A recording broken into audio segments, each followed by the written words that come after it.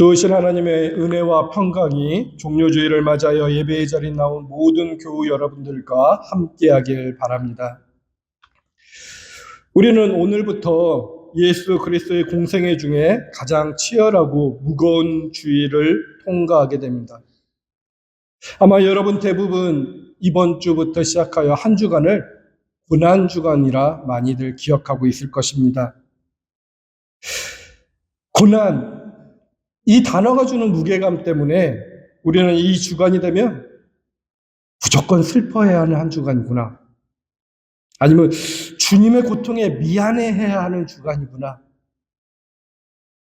나의 죄 때문에 이랬으니 무엇인가 이 고난 속에 동참하는 일을 해야 되는구나 라며 생각하며 고민하는 것으로 우리의 신앙의 경건의 모습을 지내왔습니다. 물론 주님의 순환은 우리의 위에 지불된 뼈아픈 대가가 맞습니다. 하지만 우리가 정작 그 아픔에만, 고난에만 매몰되었을 땐 정작 이 일주일이 인류의 역사와 우리 개개인의 운명을 어떻게 뒤바꾸어 놨는지 그 거대한 신비를 놓치기 일쑤였습니다. 그래서 오늘 저는 여러분께 조금 낯설지만 예전에 초대교회가, 고대교회가 이 주간을 불렀던 이름을 소개해 드리고자 합니다. 그들은 바로 위대한 주간, The Great Week라는 이름을 붙였습니다. 좀 낯설지요? 처음에 듣는 분들은 위대한? 주님이 돌아가신 이 비극적인 주간인데 왜 위대하다고 표현했을까 의아해할 수도 있을 것입니다. 근데 여기서 말하는 위대함은 세상이 말하는 화려한 승리나 축제를 뜻하는 말이 아닙니다. 이 일주일이 단순히 한 유대인의 한 청년이 억울하게 죽임당한 사건이 아니라 하나님께서 우리가 서 있던 절망의 차원을 찢어내시고 전혀 새로운 생명의 차원을 열어젖히신 우주적인 사건의 주간이라는 것 속에서 위대한 주간이라 이름을 붙였습니다. 보통 세상 사람들은 일차원적인 직선적인 세계관을 살아갑니다. 그런데 이 세계관이 죽음만을 향해 달려갑니다. 결국 다 죽고 아무 결과가 없습니다. 하지만 하나님의 손바닥이라는 차원 너머의 그 무한한 은총 안으로 이 직선이 편입되는 거대한 전환이 바로 이 주간에 일어났다는 것입니다. 그래서 이 위대한 주간을 한번 깊이 묵상해 보라는 것입니다. 이렇게 위대한이라고 주간이라고 표현을 바꿔보면 고난주간에 매료되어 있던 사람들은 수동적인 관찰자에 많이 서 있습니다. 주님이 저렇게 아파하셨구나. 주님이 저렇게 힘들어했구나. 하지만 위대한 주간으로 바뀌면 능동적인 순종으로서 나도 주님과 함께 그 길을 가야 되겠지라는 마음으로 변화될 수 있다는 게 오늘 우리가 깊이 묵상해야 될 내용입니다. 그래서 고난주간이면 멀리서 주님의 아픔을 구경하며 눈물 짓는 이 시간이 아니라 주님이 겪으신 그 차원의 충돌 속으로 우리도 기꺼이 발을 들이밀고 그분의 보폭에 맞춰 골고다까지 함께 걸어가는 위대한 행진을 해야 되겠구나라고 생각이 바뀔 수 있다는 것입니다. 주님은 단순히 우리의 대신하여 고통받으러 오신 것이 아닙니다. 고통을 통과하여 하나님께 이르는 길, 그 위대한 길을 우리 앞에 먼저 내어주러 오셨기 때문에 고통받으신 것입니다. 이것을 깊이 묵상해 보십시오. 그러면 오늘 종료주일의 환호성대에 숨겨진 십자가의 진실을 마주하게 될 것이고 우리는 왜 이 주간이 고난을 넘어서 위대함으로 불려야 할지 그리고 위대한 길을 걷기 위해 우리에게 어떤 감각이 필요한지를 함께 깊이 묵상하실 수 있을 것입니다. 그 묵상의 길로 한번 나아가길 바랍니다. 오늘 우리는 이사야 말씀을 읽었습니다. 이사야 50장 말씀의 4절에 보면 학자라 표현되어 있습니다. 이런 학자라는 단어 때문에 어떤 교수님, 뭐 이렇게 공부를 많이 한 사람 이렇게 들릴 수 있지만 사실 이 학자는 리무딤이라는 원어를 한번 풀어서 설명하면 어떠한 그 학자라기보다는 스승의 입술에서 떨어진 한마디도 놓치지 않으려는 제자, 학습하고자 하는 자라고 표현하는 것이 더 맞다고 합니다. 그러니 학자의 귀보다는 오늘날 우리의 신앙의 언어로 바꾼다면 제자의 귀가 열리게 해줬다.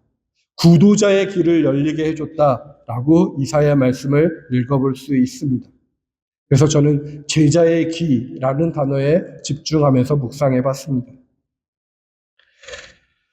그런데 오늘 하나님께서 그 제자들을 깨워주고 학자들을 깨운다고 합니다. 왜 깨우실까요? 아침이 됐으니까 그냥 일어나라고 깨우셨을까요? 아니면 그냥 아침에 하루의 새로운 일을 시작하라고, 일하라고 깨우셨을까요? 지금 하나님께서는 깨우시고 우리의 귀를 열어주신다고 합니다. 아마 하나님께서 매일 아침마다 우리의 영혼을 깨우셔서 세상의 소음에 짓눌려 굳어버린 우리의 청각을 만지시는 건 아닌가 묵상해 봅니다. 여러분도 한번 생각해 보십시오. 하나님께서 만지시는 것이 좀 상상하기 어렵다면 예수님의 장면을 한번 상상해 보십시오. 예수님은 복음서에서 실로암의 맹인의 눈을 뜨게 했을 때, 진흙을 바르시고 보게 했을 때 그 맹인의 눈을 만지셨습니다. 마가복음 7장에서 기먹고 말더듬인 그 자에게 귀에 손을 넣으시며 예받아 말씀하시면서 열리라 명령하시면서 귀를 만져주셨습니다. 그랬더니 그 예받아 소리를 들었던 기머거리의 소리에 소리가 몰려 들어왔습니다. 근데 저는 상상해 봅니다. 그에게 세상의 소리만 들려왔을까요? 예수님이 전하고자 했던 하나님의 세계의 소리가 밀려 들어왔을 것입니다. 신앙이 생겼을 것입니다. 근데 지금 이사야가 고백하는 장면이 바로 이와 같다고 저는 묵상이 됩니다. 하나님은 아침마다 학자의 귀, 그 제자의 귀를 만지면서 예받아 선포하고 계실 거라 상상이 됩니다. 우리에게는 본래 세상의 소리, 즉 나를 증명하고 타인을 이겨야 한다는 1차원적인 소리에 아주 민감하게 반응하도록 제조되어 있습니다. 하지만 하나님은 그 소리 때문에 굳어버린 귀의 통로에 주님의 손가락을 넣어주십니다. 그리고 그 닫힌 귀의 문을 여셔서 우리가 단 한 번도 상상해보지 못한 차원 너머의 무한한 세계의 소리를 들을 수 있도록 우리의 존재를 아침마다 재창조하시는 것입니다. 이것은 단순히 소리가 들리는 사건이 아니라 우리가 서 있는 세계의 인식이 완전히 뒤바뀌는 놀라운 사건이 되는 것입니다. 근데 이럴 때 우리는 궁금해집니다. 하나님께서 나에게는 한 번도 이렇게 해주신 적이 없는데. 아니, 또 어떤 분들은, 언제 그런 일이 있었지? 라며 궁금해하기도 합니다.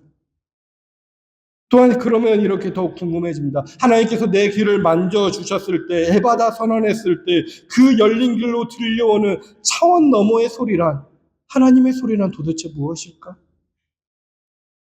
여러분, 그 소리가 무엇이라고 생각하나요?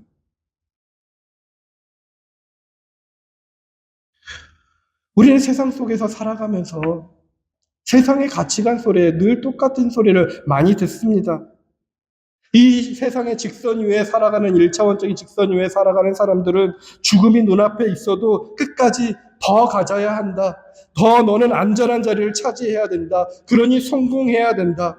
내가 당했으면 당한 만큼 갚아줘야 한다. 라는 소리로 세상은 말합니다.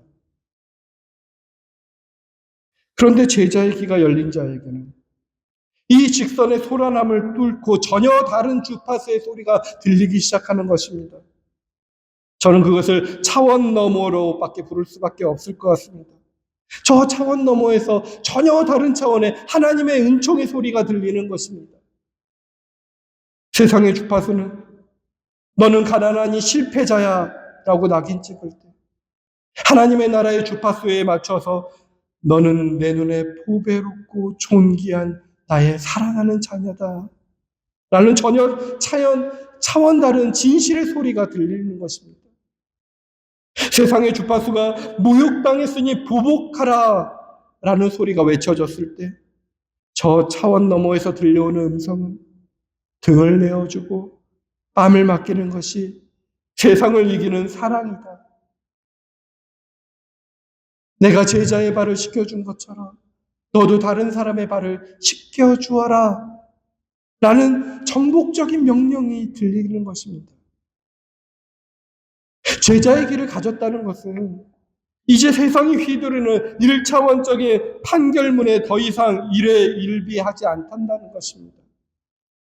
내 귀가 이미 무한한 하나님의 사랑에 튜닝이 되었으니 세상의 소음은 그저 지나가는 바람 소리에 불과해지는 것입니다. 이번 위대한 주간에 이 위대한 주간을 시작하고 있는데 하나님은 우리 모두의 길을 만지시기 원한다고 저는 믿습니다. 닫혔던 인식의 문을 열고 에바다라고 선포하시는 그분의 손길 아래에서 이제껏 듣지 못했던 생명의 주파수를 회복하는 저와 여러분이 되길 주님의 이름으로 소망합니다. 하나님께서 길을 만지시고 에바다 선포하셨을 때 우리에게 거부할 수 없는 변화가 생깁니다. 오늘 본문 50장, 이사야 50장 5절 말씀을 다시 한번 보십시오. 5절은 이렇게 기록되어 있습니다. 주 하나님께서 내 귀를 열어주셨으므로 나는 주님께 거역하지도 않았고 등을 돌리지도 않았다 라고 이사야는 고백합니다. 제자의 귀가 열리면 이제 1차원적인 세계로 돌아갈 수 없다라는 것입니다. 우리는 흔히 하나님의 귀가 열리면 만사 형통할 거라고 생각합니다. 아주 복되고 축복받고 내가 하는 일들이 다 잘 될 거라고 생각합니다. 그러나 제자의 귀가 열린 뒤에 이사야가 마주한 것은 축복의 양탄자가 아니라 차마 눈뜨고 보기 힘든 폭력의 현장이었습니다. 주님의 음성에 귀를 고정한 채 주의 주파수에 귀가 열려서 그 소리에 따라 걷기 시작할 때 그는 세상이란 견고한 벽과 전면으로 충돌해야만 했습니다. 하지만 그는 뒤로 물러서지 않았습니다. 이미 무한한 하나님의 사랑을 들어버린 자에겐 세상의 위협보다, 세상과의 부딪힘보다 그 음성에 순종하며 걷는 것이 더 본질적인 생명의 길이 된다는 것을 확신하기 때문입니다. 이사야 50장 6절, 그 충돌의 실상을 처절하게 묘사합니다. 6절 보십시오. 나는 나를 때리는 자들에게 맞고 있습니다. 등을 맡겼고 내 수염을 뽑는 자들에게 수염에 뽑히고 있습니다. 뺨을 맡겼다. 내게 침을 뱉고 나를 모욕하여도 침을 맞고 있고 모욕당하고 있습니다. 내가 그것을 피하려고 얼굴을 가리지도 않았다라고 말씀하고 있습니다. 하나님의 소리를 듣고 하나님의 사랑을 말하고 있는 이사야가 왜 사랑을 말하고 있는데 위로를 전하는 제자의 삶에 이런 참혹한 매질이 가해질까요? 이것은 바로 1차원의 세계와 하나님의 나라라는 무한한 차원이 충돌하며 내는 거룩한 마찰음이라고 저는 묵상해 봅니다. 오직 직선의 논리, 즉 나를 치면 나도 친다는 1차원적인 보복의 세상에서 등을 내어주고 뺨을 맡기는 것은 도저히 용납할 수 없는 도발입니다. 세상의 눈에 제자의 이런 행동은 패배이며 무능력이며 자존심 상하는 짓이며 절대 용납할 수 없는 일이 되어버립니다. 그래서 그들은 제자의 수염을 뽑고 침을 뱉고 그의 존재를 부정하려고 듭니다. 그러나 이 고난은 결코 실패의 증거가 아닙니다. 오히려 제자의 귀가 세상의 주파수를 거부하고 하나님의 주파수에 정확히 연결되어 있기에 발생하는 증명서와 같은 일입니다. 세상이 우리를 향해 책찍을 휘두를 때 그것은 우리가 지금 정확히 하나님의 나라의 길을 걷고 있다는 반증이기도 한다는 것입니다. 하나님의 가치관을 듣고 행하는 일은 이처럼 세상 속에서 늘 아픈 사랑일 수밖에 없습니다. 하나님의 나라의 사랑은 1차원의 세상과 섞일 수 없기 때문에 우리가 그 사랑을 선택할 때마다 우리는 크고 작은 매질과 모욕을 통과해야만 합니다. 사랑하기에 손해를 봐야 하고요. 사랑하기에 자존심을 내려놔 봐야 되고요. 사랑하기에 침묵해야 하는 그 순간들은 우리에게 늘 아픔으로 다가옵니다. 하지만 사랑하는 성도 여러분, 그 사랑은 아프지만 동시에 우리를 견디게 합니다. 이사야의 종이 매질 속에서도 얼굴을 가리지 않았던 이유는 채찍의 고통보다 자신을 깨우시는 하나님의 숨소리가 더 크게 들렸기 때문이 아닐까요? 나를 의롭다 하시는 이가 가까이 계신다는 그 무한한 차원의 음성을 들었기에 그는 세상의 조롱을 뚫고 묵묵히 제자의 길을 걸을 수 있었던 것입니다. 이번 위대한 주간 우리 역시 이 아픔의 사랑의 자리를 피하지 맙시다. 우리가 겪는 그 매질의 고통 너머에 우리를 의롭다 하시며 곁을 지키시는 하나님의 가장 세밀한 음성을 듣는 복된 제자들이 되시기를 소망합니다. 제자의 길을 걷는 자에게 고난을 피할 수 없는 마찰이지만 그 길을 끝까지 걷게 하는 힘은 역설적이어도 거기 안에서의 확신에서 나옵니다. 오늘 이사야서 본문 7절에서 9절을 한번 보십시오. 주 하나님께서 나를 도우시니 그들의 나를 모욕하여도 마음이 상하지 않았고 오히려 내가 각오하고 모든 어려움을 견디어냈다. 내가 부끄러움을 당하지 않겠다는 것을 내가 아는 까닭은 나를 의롭다 하시는 분이 가까이 계시기 때문이다. 누가 감히 나와 다투겠는가? 함께 법정에 나서보자. 나를 고소할 자가 누구냐? 나를 고발할 자가 있으면 하게 하여라. 주 하나님께서 나를 도와주실 것이니 그 누가 나에게 죄가 있다 하겠느냐라고 말합니다. 주님이 함께 하신다는 것입니다. 이 고백이 참으로 이사야를 당당하고 굳건하게 합니다. 누가 감히 나를 정죄하겠느냐, 법정으로 나오라고 호령하는 그 목소리는 승리자의 목소리와 비슷하다고 묵상이 됩니다. 하지만 여기서 우리 좀 깊이 한번 더 묵상해 봐야 됩니다. 정직하게 대면을 해야 될 진실이 있습니다. 이사야의 종이 가졌던 이 단단한 확신은 실상 여전히 우리가 이해할 수 있는 차원 안에서 작동하는 확신일 뿐이라는 것입니다. 우리가 감각할 수 있는 범위 안에서 가까이 계심을 늘 느끼는 신앙의 수준이고 우리가 기대할 수 있는 한계 안에서의 도우심입니다. 어쩌면 우리는 고난의 현장에서도 여전히 내가 믿는 하나님이라는 1차원적인 확신을 갖고 있지만 사실은 나의 힘을 믿고 여전히 견딜 수 있으면서 하나님이 부수적으로 도와줬으면 좋겠다라는 마음속에서 이런 확신의 소리를 할 수 있다라는 것입니다. 근데 오늘 복음서로 우리를 초대합니다. 예수님이 갖고 있는 확신은 이러한 현장의 확신이 아니었습니다. 단단했던 지면마저도 숭두리째 찢겨나가는 지점, 즉 인간의 모든 확신이 증발해버리는 그 심연으로 그 밑바닥 깊은 곳으로 우리를 초대하고 있습니다. 오늘 복음서의 말씀 한번 보십시오. 예수님이 하나님께 외칩니다. 나의 하나님, 나의 하나님, 어찌하여 나를 버리셨나이까? 이건 단순히 육체적 고통 속에서 비명을 지르는 수준이 아닙니다. 이사야가 가졌던 그 신뢰의 바닥마저도 찢겨나가는 소리입니다. 인간이 가질 수 있는 마지막 확신조차 사라져버린 완전히 유기된 선포인 것입니다. 내가 발을 딛고 있는 1차원적 세계 속에서 내가 하나님을 믿으니까 하나님은 나를 1차원적인 방법으로 도와줄 거야 라고 우리는 생각합니다. 그러한 인간의도적인 생각, 그러한 내가 바라보는 그 바람마저도 다 사라지는 순간인 것입니다. 세상의 눈으로 보면 이 장면은 하나님으로부터 완벽히 버림받은 것입니다. 제자의 길이 처참하게 실패했다는 증거로 보이는 장면입니다. 그러나 바로 이 찢어지는 절규가 터져 나올 때 성경은 놀라운 사건을 전합니다.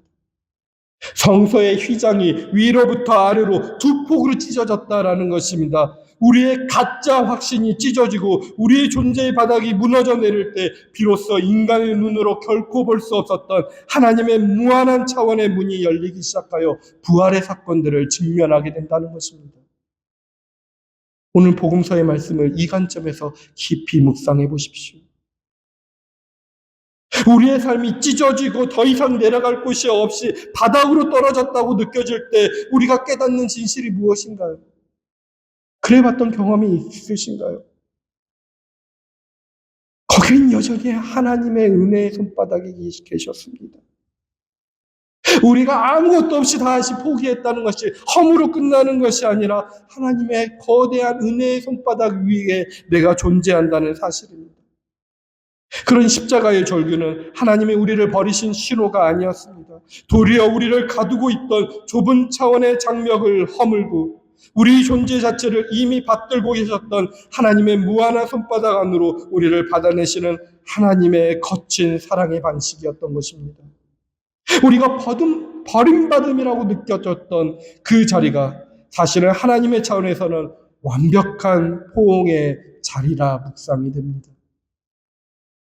이사야의 종이 가졌던 부분적인 확신이 십자가에서 완전히 찢겨나갔을 때 비로소 우리는 우리를 바치기 위해 친히 십자가에서 찢기신 하나님의 영원한 현존을 대면하게 되는 것입니다. 이번 주간 여러분의 삶의 바닥이 찢어지는 것을 두려워하지 마십시오. 그 찢어진 틈 사이로 비로소 차원 너머의 하나님이 보이실 것입니다. 부활의 세계가 보일 것입니다. 우리가 무너져 내린 바로 그곳이 우리를 한 번도 놓으신 적이 없는 하나님의 손바닥 위임을 확인하는 위대한 대면의 시간이 되기를 소망합니다. 한 가지 더 묵상해 보고자 합니다. 우리는 하나님의 손바닥을 인식하며 우리 앞에 놓인 위대한 주간의 로드맵을 한번 그려봐야 합니다. 이 여정의 끝에서 저는 흥미로운 인물을 한번 만났습니다. 오늘 이 주보에는 성경 본문은 실지 않았지만 제가 아까 말씀드렸던 것처럼 종료주일에는 마태복음 26장과 27장 두 장을 처음부터 끝까지 읽는다고 표현했습니다. 그 마태복음 26장에 예수님께서 저녁에 성만찬을 준비하기 위해서 했던 장면을 한번 보시길 바랍니다. 26장에 보시면 나오는데요. 주님이 마지막 성찬을 준비하기 위해서 제자들에게 명령합니다. 성안 아무에게 가서 청하라. 누군가의 이름이 나오지 않았습니다. 헬라 원어로 그냥 데이나라고 표현했는데 이 데이나는 이름이 기억나지 않거나 굳이 밝힐 필요가 없는 평범한 사람을 뜻하는 것입니다. 굳이 우리 한국말로 정확히 번역해 보려고 한다면 그냥 거시기라는 단어와 마찬가지로 생각하시면 됩니다. 지금 주님께서 성안의 거시기한테 찾아가서 다락방을 빌려주고 성찬을 준비하라고 저녁 만찬을 준비하라고 부탁하라고 한 것입니다. 그냥 이 거시기 표현에서 한번 깊이 묵상해 봤습니다. 세상은 언제나 가장 높은 곳에선 주인공의 이름에 열광하지만 하나님은 이름조차 기록되지 않는 이 거시기를 통해 인류 구원의 가장 중요한 시탁을 준비했다라는 것입니다. 저는 이게 놀라웠습니다. 그런데 이 아무개는 자신의 이름을 내세우지 않습니다. 그저 주님이 쓰시겠다는 그 한마디에 자신의 공간을 내어드리는 소박한 순종을 선택했을 뿐입니다.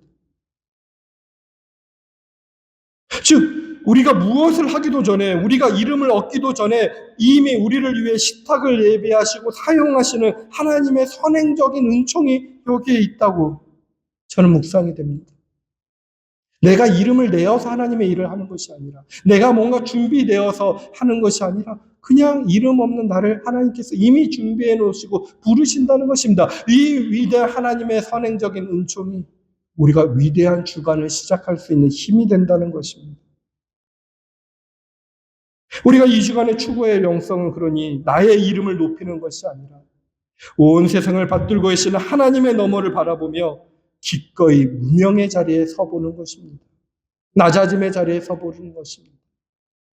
이 암흑의 임명성이야말로 오늘 우리가 읽은 빌립보서 2장이 선포하는 위대한 신비, 곧 그리스도 예수의 비움이, 케노시스가 우리의 삶에서 실행되는 현장인 것입니다. 하나님의 본체시나 자기를 비워 종의 형체를 가지신 그리스도의 비밀은 우리가 이 땅에서 대단한 존재가 되려 애쓰는 노력을 멈췄을 때 비로소 우리 안에서 완성된다는 하나님의 가르침입니다.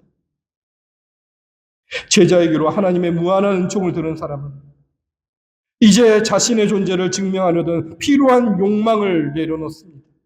대신 주님의 뜻이 내 삶을 통해 흘러가도록 자신을 비워내는 길에 걸어가는 것입니다.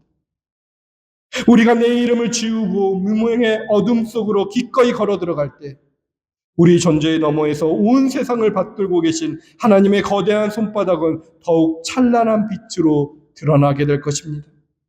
이것이 바로 위대한 주간을 걷는 제자가 누리는 가장 역설적인 영광의 모습일 것입니다. 말씀을 마무리하고자 합니다. 사랑하는 성도 여러분, 이번 주는 올해는 고난주간이라는 고난이란 단어보다 고난을 구경하는 관객이 아니라 위대한 주간이라는 것을 깊이 묵상해 보길 바랍니다. 그리고 무명의 영성으로, 암흑의 영성으로 주님과 함께 그 길을 같이 걸어보길 바랍니다. 월요일, 화요일, 수요일, 그리고 목요일 제자들의 발을 씻겼던 그 장면에서도 함께 서게 해보십시오. 이름 없는 암흑이가 되어서 주님이 제자들의 발을 닦으셨던 그 낮은 자리로 내려가 보십시오.